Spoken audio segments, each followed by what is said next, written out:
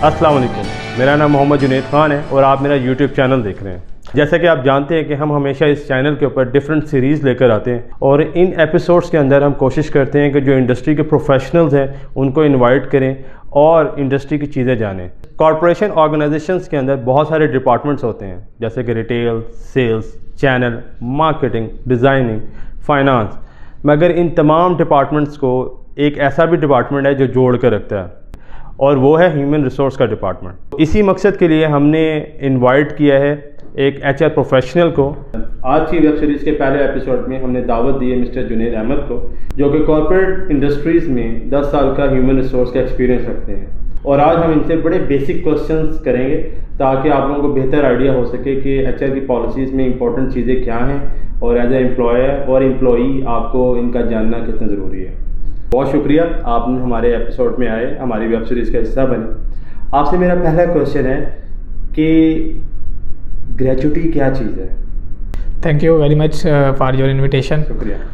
आज मैं आपको ये बताना चाहूँगा कि जो ग्रेजुटी है ये एक टर्मिनल बेनिफिट है।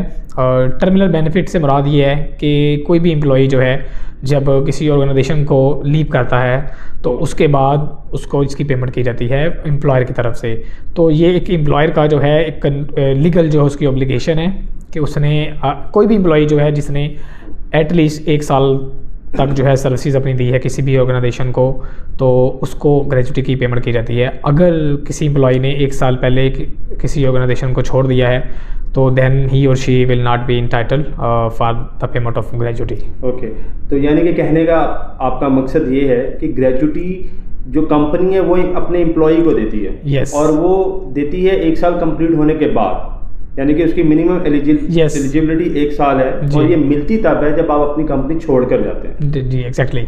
और ग्रेजुटी का मकसद क्या होता है? बेसिकली ग्रेजुटी की पेमेंट का जो मकसद है वो ये है कि कोई भी एम्प्लॉई जो है वो जब उसकी जॉब उसके पास नहीं है, डजंट मैटर अगर उसने खुद से रिज़ाइन किया है या कंपनी ने उसको रिलीज़ किया है, तो एटलीस्ट उसके पास कुछ अमाउंट हो जिसके साथ वो जिस अमाउंट को वो अपने सर्वाइवल के लिए यूटिलाइज कर सके। अब हम इंटरव्यू में आगे बढ़ते हैं और मेरा आपसे दूसरा सवाल ये है कि ग्रेजुटी के बारे में गवर्नमेंट ऑफ पाकिस्तान के क्या रूल्स हैं और किस बेस के ऊपर ग्रेजुटी कैलकुलेट होती है? ग्रेजुटी जो है वो आपकी बेसिक सैलरी के ऊपर कैलकुलेट होती है और बेसिक सैलरी के अलावा अगर कुछ अलाउंसेस जो आपको परमानेंट बेसिस पे आपको मिल रहे हैं वो भी उसके अंदर इंक्लूड होंगे जब उसकी कैलकुलेशन होगी। कैलकुलेशन के जो है 2 मेथड है।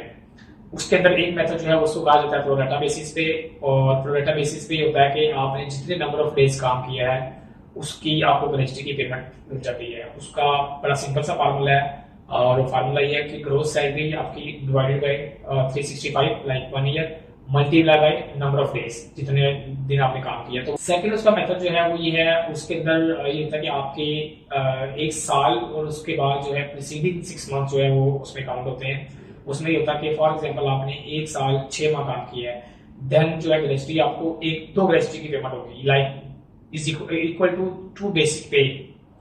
ओके, यानी कि अगर मैंने 1 साल काम किया और 6 महीने प्लस हो गए तो मुझे 2 ग्रेजुटीज। जी बिल्कुल।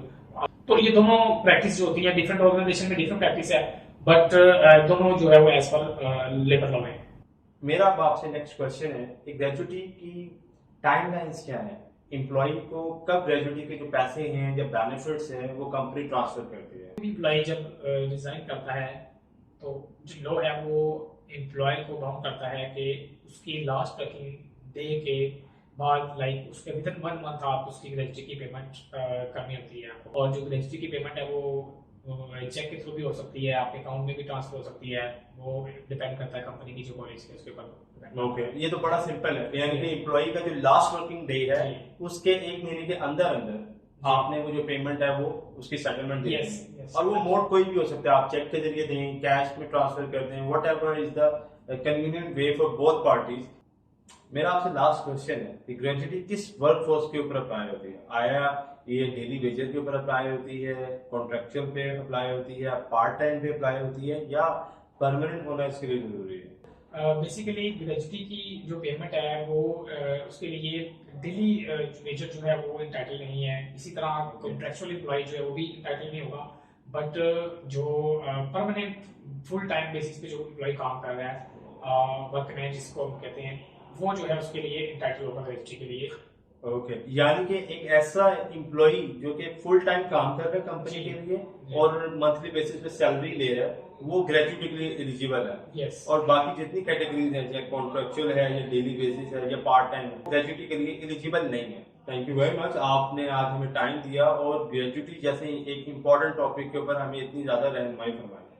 और मेरी कोशिश होगी कि नेक्स्ट एपिसोड में हम नए टॉपिक के साथ आपके साथ आएं और आपको नई इंफॉर्मेशन जो है वो प्रोवाइड करें। Until that time, thank you very much. Khuda Hafiz. बहुत शुक्रिया।